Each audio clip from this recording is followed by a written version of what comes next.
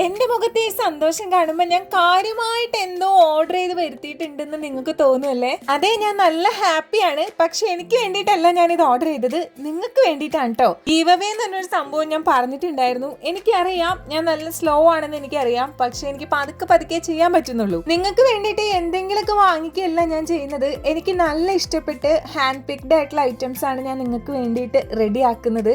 അതുകൊണ്ട് തന്നെ ഒരു ദിവസം ഞാൻ ഇങ്ങനെ പിൻട്രസ്റ്റിൽ തപ്പിക്കൊണ്ടിരിക്കുമ്പോഴാണ് ഈ ഒരു ബോട്ടിൽ കണ്ടത്. ഈ ബോട്ടിലിന്റെ ലുക്ക് കണ്ടപ്പോൾ തന്നെ ഞാനങ്ങ് ഫ്ലാറ്റ് ആയിട്ടോ. ഞാൻ വേഗം സ്ക്രീൻഷോട്ട് എടുത്ത് ഫ്ലിപ്കാർട്ടിനൊന്ന് തപ്പി നോക്കി. അപ്പോൾ കാര്യമായിട്ടൊന്ന് തിരക്കി വന്നപ്പോഴാണ് ഇത് ബോട്ടിലല്ല, ഇതൊരു ഫ്ലാസ്ക് ആണെന്ന് മനസ്സിലായത്.